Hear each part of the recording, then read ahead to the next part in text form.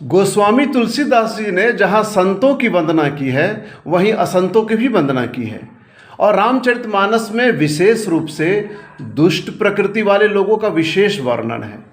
गोस्वामी तुलसीदास जी एक प्रसंग में लिखते हैं कि बरु भल बास नरक कर ताता, दुष्ट संग जनि देई विधाता। हे विधाता, भले ही नरक में गिरा देना लेकिन दुष्टों का साथ कभी मत देना। एक प्रसंग में गोस्वामी जी लिखते हैं कि खल परिहर्य श्वान की नाई, दुष्ट का परित्याग कुत्ते की भांति, श्वान की भांति कर देनी चाहिए।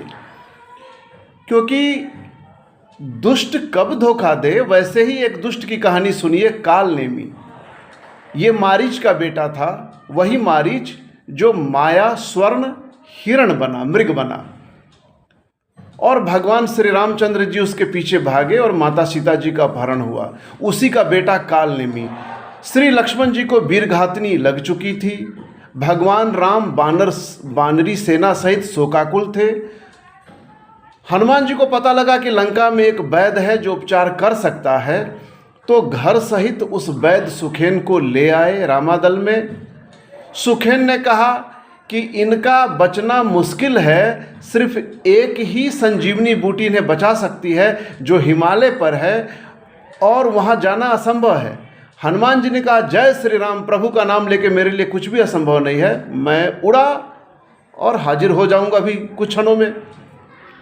इधर रावण ने देखा कि हनुमान जी उड़े और हनुमान जी के लिए कुछ भी असंभव नहीं है, तो उसने काल नेमी को अप्रोच किया। कहा कि काल नेमी, तुम्हारा लिंक्डइन पर बहुत अच्छा प्रोफाइल है और तुम जाओ अभी तुरंत एक माया निर्मित करो और हनुमान जी के राह को रोक लो। और हनुमान जी के राह को रोकने के क्रम में देखना कि तुम्हारा कुछ इस तरह से धुर्तबाजी और चालबाजी करना, तुम पकड़े मत जाना। कालेमी वहाँ गया, राम राम राम राम, मैं तो राम का भक्त, मैं तो राम राम राम राम राम।